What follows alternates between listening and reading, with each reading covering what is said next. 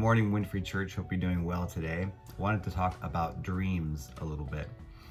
When I was first starting out as a pastor, I was a youth pastor, young adult pastor, and one of my jobs was to do chapel for the kids at the local elementary school where I lived back in California. And I had done a couple of children's stories, and I had preached to youth actually a lot before that, high schoolers. But this was the first time I had actually done something that was a talk, for kids in a classroom type setting. And so I'm thinking about, okay, these are kids, what do I want to talk to them about? And I thought I have to have something that's catchy. I have to have something that'll really, get them and they'll remember when I leave. And so I was talking about dreams in my talk, and I came up with this title: The Only Dreams That Die Are the Ones That You Don't Try. The only dreams that die are the ones that you don't try. That must have been the Lord just dropping that in my mind, because it was so catchy. They actually put it on their yearbook for the year, and I have that with me. And every once in a while I'll pull it out and I'll look at it and I'll remember that, great time when I was first starting out in ministry. But I also, when I look at it, I remember and I ask myself the question, what are the dreams that God's put in my heart? And I want to ask you the same question. What are the dreams that God has put in your heart? What are the things that He's put inside of you? And they're there.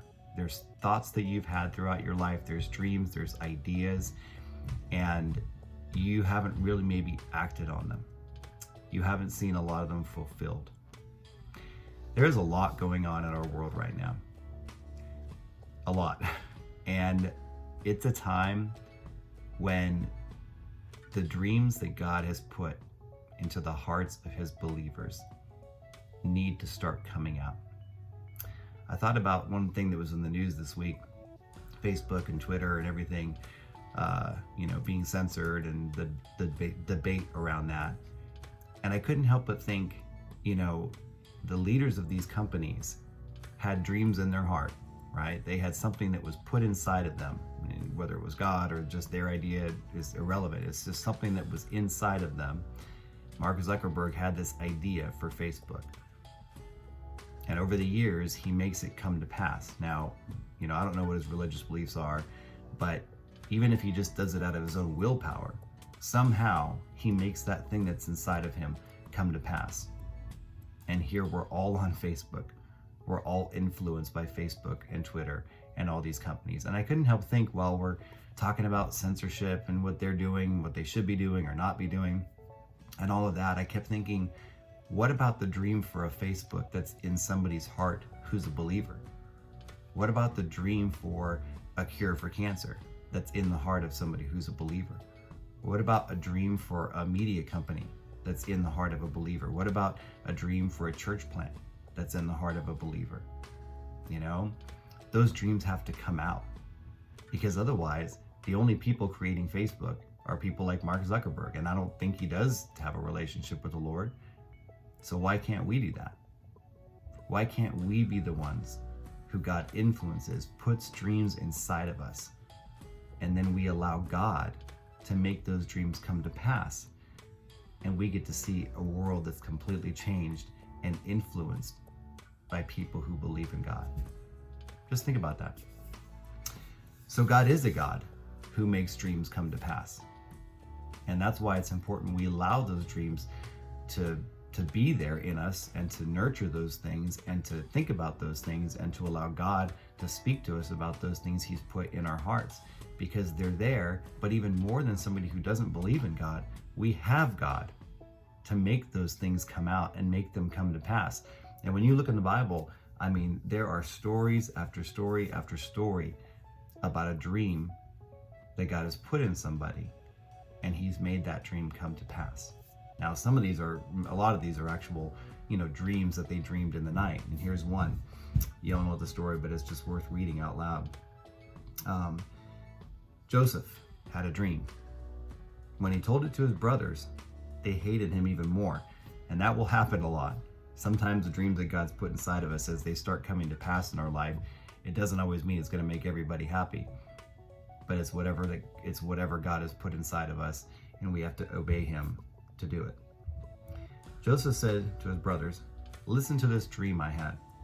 We were all out in the field gathering bundles of wheat, All of a sudden, my bundle stood straight up and your bundles circled around it and bowed down to mine.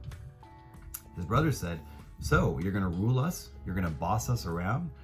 And they hated him more than ever because of his dreams and the way that he talked. He had another dream and told this to his brothers also. I dreamed another dream. The sun and moon and 11 stars bowed down to me. When he told it to his fathers and brothers, his father reprimanded him. What is all this dreaming? And people will say that all the time. What is all this dreaming you're doing? What are all these crazy ideas that you're talking about? That doesn't make any logical sense. Am I and your mother and your brothers all supposed to bow down to you? Now his brothers were really jealous, of course, but his father brooded over the whole business. His father, kind of like Mary, took all the things about Jesus into her heart and pondered them. He wondered about them. Well, sure enough, a couple chapters later, right? Joseph's in prison. Pharaoh has a dream. Pharaoh has this dream he can't understand. He's frustrated about it. And suddenly, all of a sudden, the baker was killed. The butcher. No, cupbearer. The cupbearer remembers that he's in prison with Joseph, right? And that Joseph had interpreted dreams of theirs, and their dreams actually came true. So he tells Pharaoh, the cupbearer tells Pharaoh about his experience in the prison with Joseph. And Pharaoh at once, this is verse 41 of Genesis, Pharaoh at once sent for Joseph. They brought him on the run from the jail cell. He cut his hair, put on clean clothes, and came to Pharaoh. Pharaoh goes on, tells him, I dreamed a dream. Joseph said, I can't interpret it, but God can. Sure enough, Joseph interprets the dream. And as you know the rest of the story, Pharaoh says in verse 39, Pharaoh said to Joseph, you're the man for us. God has given you the inside story. No one is as qualified as you in experience and wisdom. From now on, you're in charge of all my affairs. All my people will report to you, and only as king will I be over you. So Pharaoh commissioned Joseph, putting him in charge of the entire country of Egypt. And Joseph's brothers come by later on, and indeed, they bow down to Joseph, just like the dream said. God does that with Daniel. God does that with Joseph and Mary, right? When Jesus is born, the dreams that he gives them, the visitations from angels. I mean, all these things are happening in the Bible. And I just want to make the point that God has put things in your heart and in your mind that he wants you to do. You may not even know fully what they are yet. You may not even understand them yet. You may not even have them yet. And God is still going to put things in your mind and your heart to do for him. This week, I got some news about a former youth of mine that died in a motorcycle accident.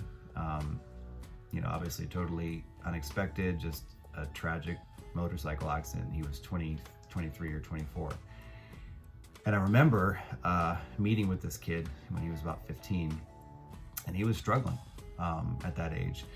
Just didn't have a good family situation, and it was just a rough time for him. And I remember I would pick him up from this, he was having trouble with school. He had to go to this special school to finish up his classes and different things, after school. And so I'd pick him up and I'd take him home. And it was about a 15-minute drive, and I remember doing that a number of times and just having conversations with him and just thinking, Lord, I hope I'm making an impact on him. I hope that something I'm saying is gonna, plant a seed in him.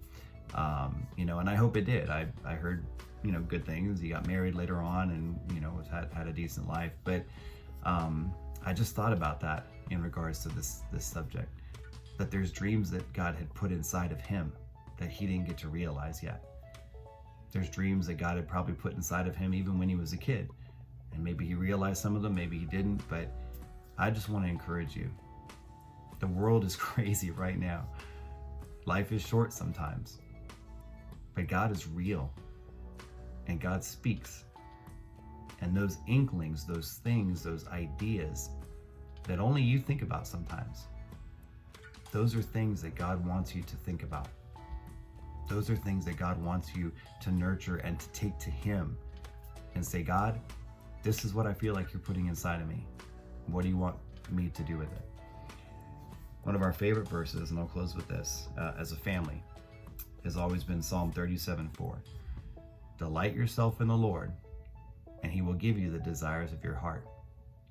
Now, that can mean delight yourself in the Lord and He will give you the things that you desire because you're following Him and you love Him and He'll reward that. But it also means delight yourself in the Lord and He will put His desires in you.